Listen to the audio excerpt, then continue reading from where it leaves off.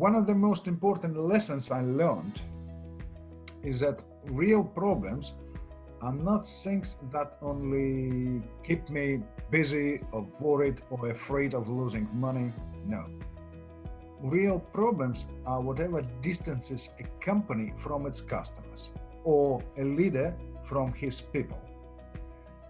And the greater this problem, the greater the divide that ruins a chance to win the people's hearts and minds. We have the pleasure of welcoming Oleg Konovalov today to our interview series. I'm Vanessa Rose from the peopleHum team.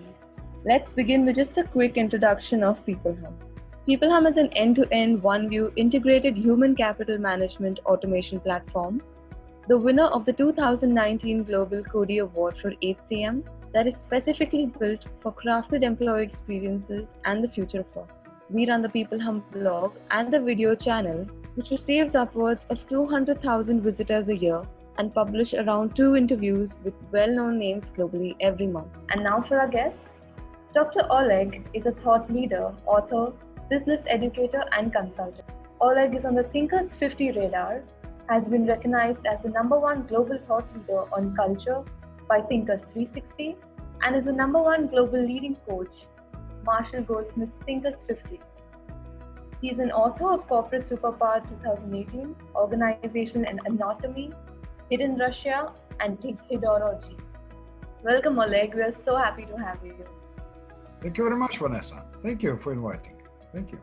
So the first question I have for you, Oleg, is could you please tell us a little bit about your work with performance enablers? Thank you. I see performance enablers as people enablers. And my greatest interest is how to connect leaders, people, technologies, and a vision about the future and explore the abundance of opportunities for people. And so make a positive difference for people every day. And so to find solutions to the most challenging problems which entrepreneurs and employees face every day. This is my work and this is my passion. That is interesting, Oleg. So according to you, how should the recognition practices of an organization be? Recognition, in my view, comes to 2 simple questions. How much do you know about your people achievements or every person in your company, what they achieved? And how did these achievements were praised and supported? You see, the form of recognition can be different. But in any case, recognition is about rolling the red carpet for people. For instance, think of a loyalty. Being loyal means being devoted to a company while acknowledging its problems and mistakes. Because no company is perfect.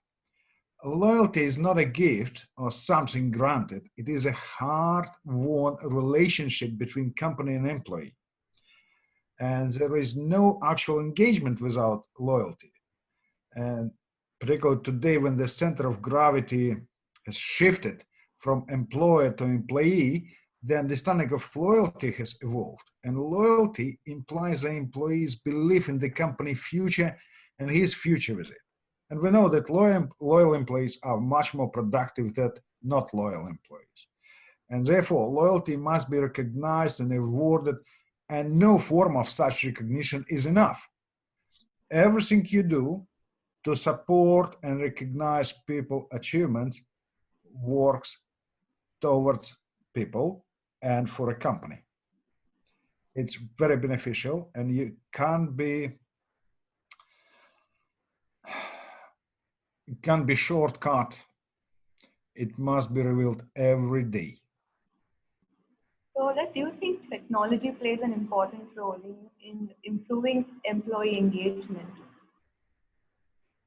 Oh, yes. You see, first of all, we can't create technologies which are cleverer than us or more sophisticated than humans. We enhance technologies to connect people and enable people. We're well into the V2V, values to values form of business and organizational relationships. This means connecting and matching values of employees and customers. B2B or B2C are not sufficient anymore. We must connect hearts and minds. Google, for instance, they manages to convey a strong culture by connecting employees' emotions with customer emotions.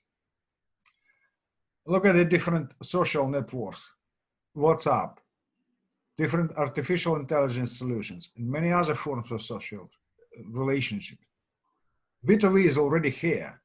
And particularly in these tough days of a global lockdown, we stay connected because of technologies. The same with the workplace. We need technologies to engage people, to create tribes, and enhance performance. Businesses still have difficulty to understanding what they can produce and what is really needed. And so not often using technologies in appropriate way, but demand defines that the most need in finding innovative solutions in how companies can interact with own people and with customers more effectively. And here we need effective technologies. Technologies help us to conquer the future and stay together. Do you think there also needs to be a human element playing a part here, or is technology enough? Yeah, human touch remains critical. It's a foundation of everything, because nothing could replace a chat by a coffee machine, for instance, right? So it shouldn't be overwhelming, but it should be helping. So, Oleg, also, what is your opinion about the concept of a great place to work? I strongly believe that people become giants if a company makes everything for the people gross. And here we have a problem. We expect engagement without giving much back to people and without much care for people from organizations. Care for people and their future is not like a box of biscuits or other perks offered in the office. Care is in how companies help people grow and feel valued. In this sense, care is a commodity a company offers to its employees over and above a wage. People judge a company based on how it cares for them.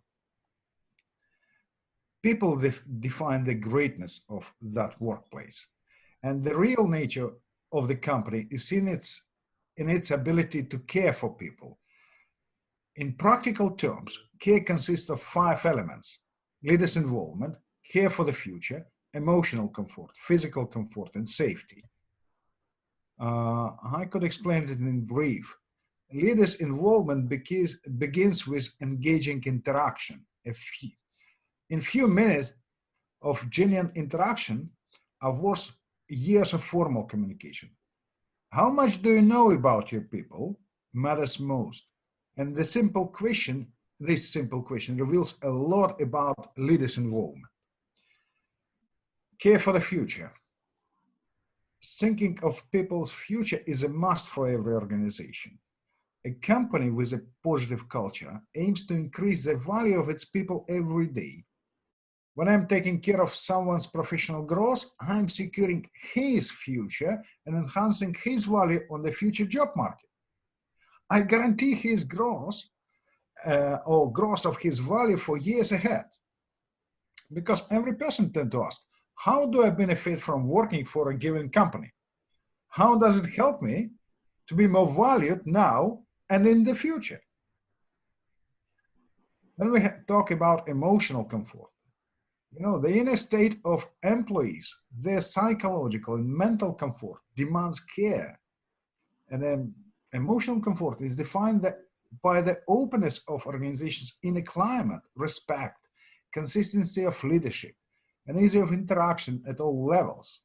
Caring for employees' emotional comfort celebrates people and their inner richness. Company is only perfect to the extent of how people feel themselves in it. Physical comfort is important for anyone. Because dodgy workplace never inspires anyone, and no one will be productive or inclined to work in an uncomfortable environment. And the first thing comes into the minds of employees is that the company saves money on them for a fatter profit. So saving dollars on physical comfort, organization is losing thousands and millions on employees' health and well-being. Safety is an element of active care which reflects professionalism in people management and care for them. Actually, a company which scores best on safety also scores best on performance. And the greatness of the workplace is seen in its functionality in the real care for people. We could say opposite. Negative culture never cares for anyone except bosses. And this is critical to make the workplace great. That's so true. So it's not just one factor that contributes to a workplace culture. It's a mix of the physical and the emotional aspects of it. Absolutely. I want to feel myself grown, valued, and important. Also, what are your thoughts on the current ways organizations measure performance and how can it be improved? I would be talking about a simple, without clear and future-centered metrics, the whole journey of organization is a pure gamble. Performance measured focused on the bottom line leads nowhere. There is a short-term gamble. So it is impossible to reach a great goal for a company without people knowing what it is. So it must be clear metrics which are correlated to these performance indicators that show the destination and quality standards which we desire, which are desired and we aim to reach. And this is a mastery which is needed to executing or clarifying and executing the goals. So metrics must be set clearly and accepted by all involved. If execution gives up on quality, then metrics can't be met. If metrics are doubtful, then quality will suffer. And if execution shifts focus away from the desired metrics, long-term metrics, then no report can hide it. This is a signal that your team has lost its direction and must be realigned with the vision and with your goals. And how clearly does your company reporting system demonstrates the necessary metrics and consistency of the quality standards is critical, and it must be checked all the time. So short-term irrelevant performance measures lead us nowhere. They are misleading. The performance measures or metrics must be really set for a long-term goals. It's really nice, Oleg. So while moving from a business-centric to an employee-centric organization, what are your views on this topic? Without people, a company is just a legal entity or a piece of paper, certificate of incorporation. That's it. Businesses don't hold knowledge, competences, or talents. People hold everything needed to thrive and succeed. People create and generate the today most valuable resources for any business. Trust, teamwork, professionalism, shared vision, innovation, accountability. They add their passion to it. And therefore, the shift to employee-centric approach is very organic and logical. This defines the servant leadership as the most appropriate way of leading people. And a modern leader is a servant. Employees and customers are personal clients of the leader, and their success and satisfaction is a leader's biggest concern. The leader takes the most responsibility in the room for the company, employees, culture, customer satisfaction. And therefore, the leader is rewarded based on what difference he has made for people to secure their professional and personal growth. If there is nothing to report, then the leader should be removed. Modern leadership is a system of collaboration and interdependency between leaders and employees to reveal their greatness. And that allows people to achieve organization goals, become better, to grow every time, and at the same time emphasizing authenticity and individual growth. If you take care of employees, they will take care of the business. But if you take care of the business, employees will be left alone and forgotten. And you wouldn't move far. Yeah, that's true. So you're saying it all comes down to people in the end. Absolutely. Everything starts with people and comes down to people. Yeah. All right, so coming to the end of our interview, do you have any last sound bites you'd like to leave our audience with? One of the most important lessons I learned is that real problems are not things that only keep me busy or worried or afraid of losing money. No. Real problems are whatever distances a company from its customers or a leader from his people. And the greater this problem, the greater the divide that ruins a chance to win the people's hearts and minds. And today, leadership actions mean solving inefficiencies in the process of human interaction and making a positive difference for people every day and giving people a clear direction with clear goals.